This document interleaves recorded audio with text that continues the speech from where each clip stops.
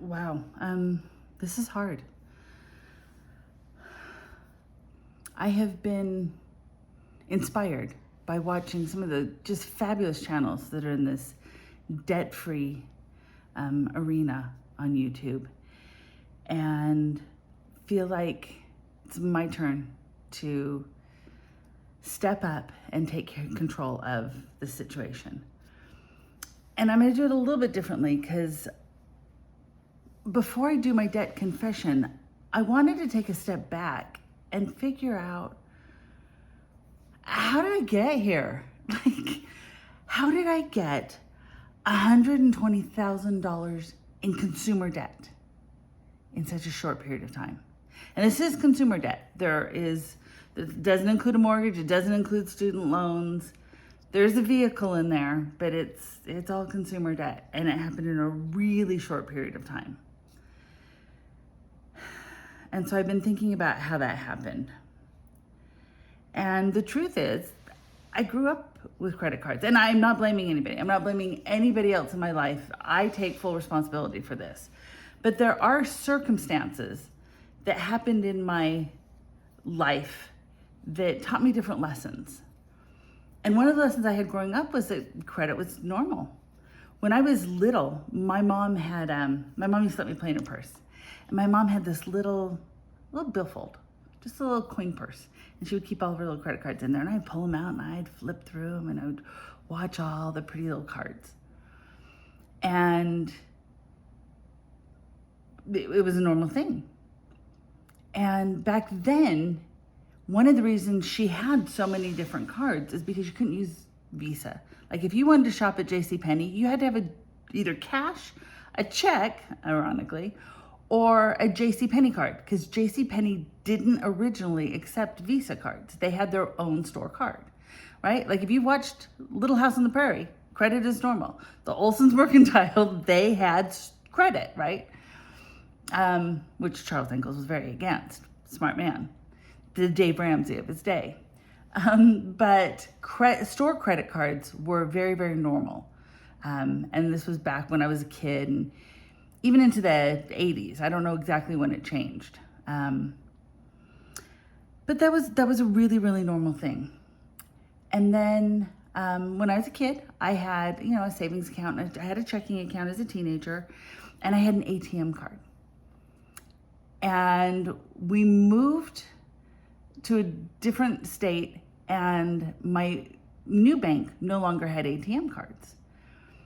And so my dad went into the bank with me and talked to the bank president. He was friends with him, and asked about getting me an ATM card. And he said, well, we don't do ATM cards, but if you have a Visa card, you can access your accounts with a Visa card. I was 17 years old.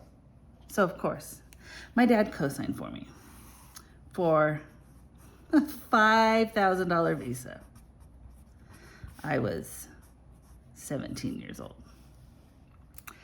Now, fortunately, I didn't just run out and start charging it up like crazy, but I had $5,000 at my fingertips. And this was in the 1980s, when $5,000, that was some money, right? I mean, not that $5,000 is anything to sneeze at now, but in the 80s, $5,000 was a lot of money. And I started down that same path because I went to Nordstrom's one day to buy this pretty little Angora sweater with pearls down the back. And I handed them my Visa card, and they said, I'm sorry, Nordstrom's doesn't accept Visa. Oh, but if you have a Visa card, we'll open a Nordstrom's account for you. Oh, okay. So at 18, I started down that Nordstrom's, and every store that I wanted to shop at that didn't take Visa, I just opened a store account.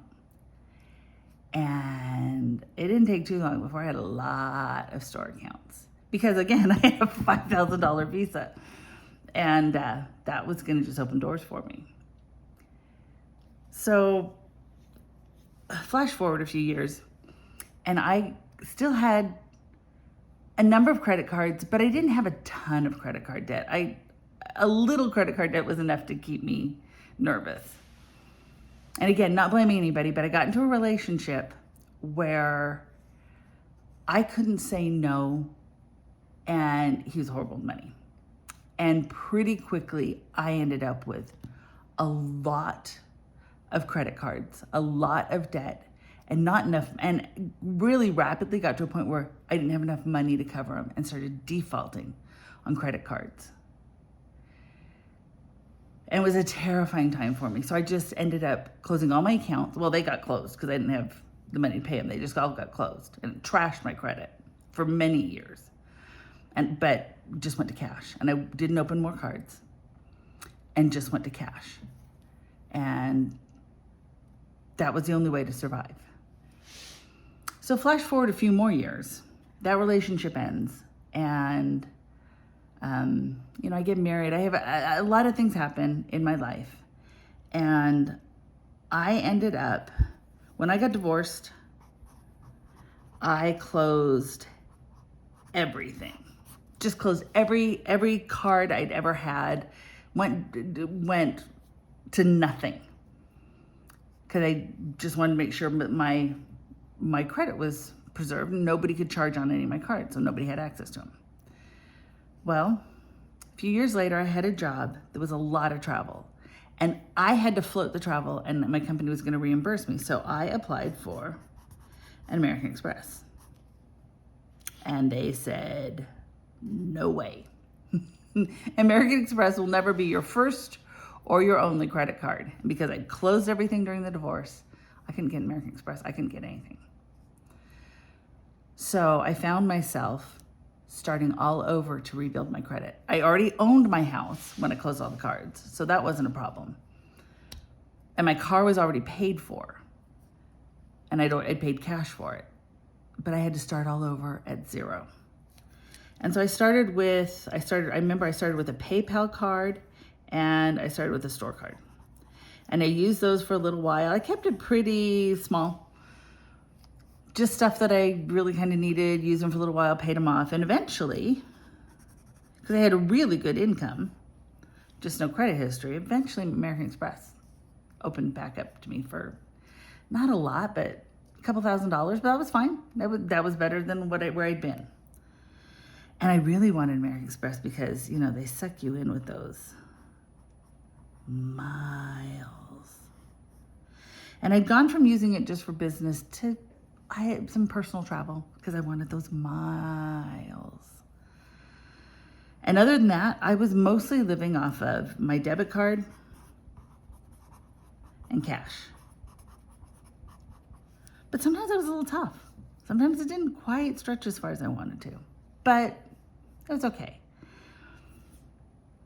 But this miles thing, I get a little bit of a credit card balance, and then I'd pay it down, then a little bit more, and it took a little longer to pay it off. And eventually I got to where I got really comfortable carrying a balance,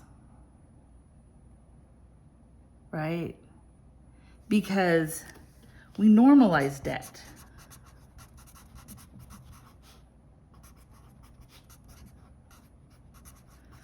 Having debt is absolutely normal. Everybody does it. Everybody does it. Well, I got sucked into that, and I wanted those miles, and I dreamt of the trips I'd eventually take with all those miles. Well, flash forward to last year, 2022.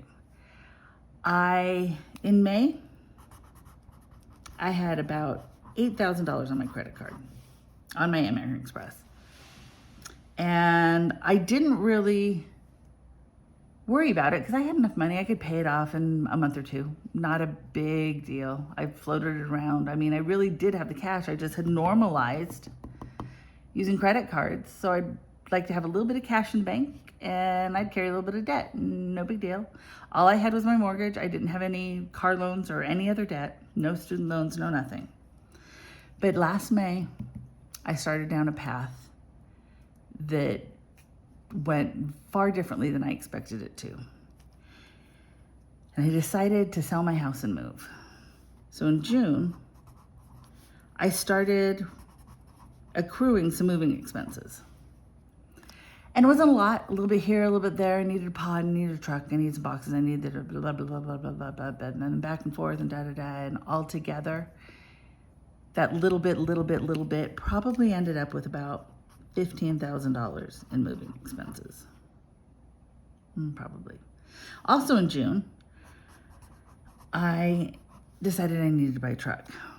And I really kind of did, because where I was moving to was a little more rugged, and the vehicle I had couldn't be my only vehicle. It was not dangerous. I'd actually been stranded in my car and decided that I really needed a truck to be able to be safe.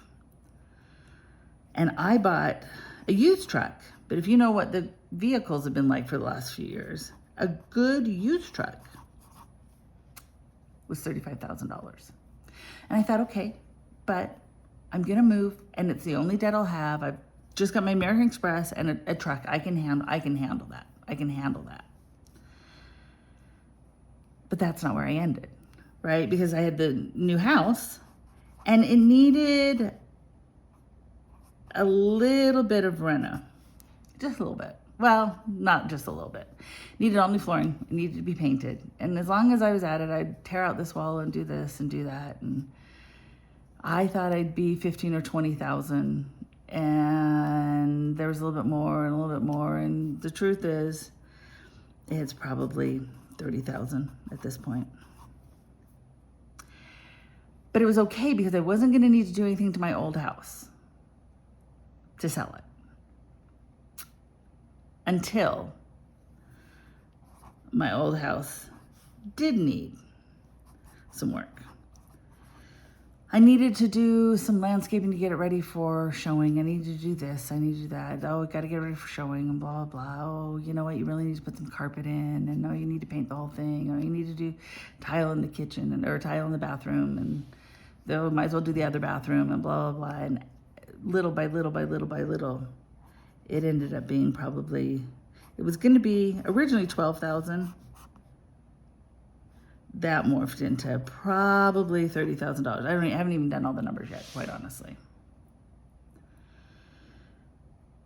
And I was starting to feel the pinch, but I still hadn't sat down and put it all together. I was just kind of juggling, balls in the air. Keep those balls in the air, keep juggling. And then in November, I had this really weird emergency, which I'm not gonna go into the details on, but it was originally supposed to be $14,000, and it ended up being probably $20,000 at this point.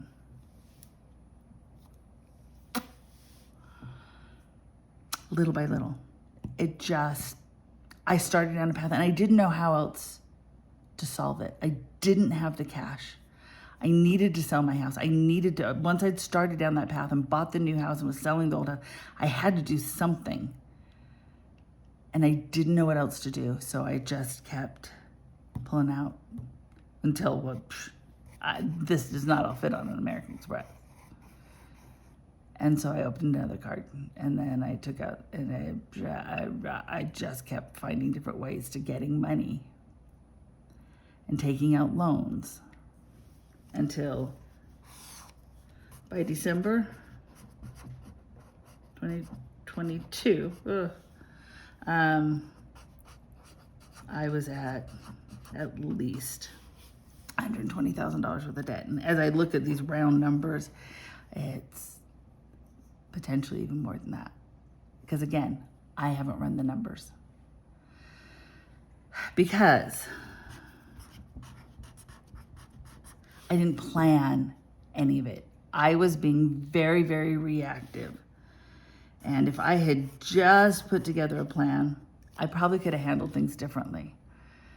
But stuff kept happening, and I needed to do something, and stuff kept happening, and I needed to do something, and stuff kept happening, and I needed to do something. So I kept going into consumer debt. Because again, I've normalized, in my life, I have normalized debt. And I realize it's a horrible thing. I haven't saved up enough money to cover the things I need to cover, obviously. Now, I don't know that I could have covered enough of this. And I thought I had a decent little savings account when I started, but not when I hadn't planned out. I hadn't looked at what all the factors could have been that caught up to me. And between May and December, it totally got away from me. And now I'm feeling this. I am feeling this. And I'm stressed and I'm not sleeping at night. And I'm still in the middle of this whole whirlwind, but I have got to put together a plan. I didn't plan how to handle these things as they came up, but I darn well better plan on how to get out of this hole that I have dug.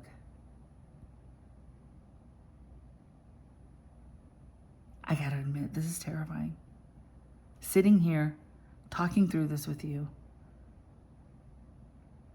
my hands are going numb. I am so overwhelmed. And part of it is because I still don't have a plan. And I just have round numbers. So, I know I need a plan. I know I need to sit down and not sit here with round numbers, but I need to. And I've been paying my bills, and I look at them in isolation as I look at them. But I haven't sat down with pen and paper to clearly identify where I am and how to move forward. But now that I can see kind of how I got here, I feel like I'm ready to take that next step. Whew.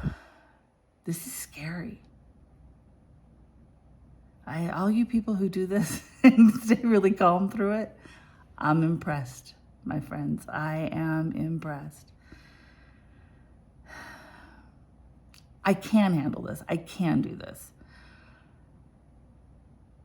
And once I get my head wrapped around it and start putting things forward, and part of it is because I don't have a plan, because I don't know what to do, I'm not doing anything about it. I'm just like paying the minimums. And I'll never get out of a hole like this. Paying minimums. Never, never. Credit cards are set up for you to fail, for you to drag them out forever. But once I sit down and put a plan together, I can figure out how to move forward. And if you've stuck with me this long and you want to see how I am going to get out of this big freaking hole that I've dug for myself, take a second and wherever that little subscribe button is, click subscribe. And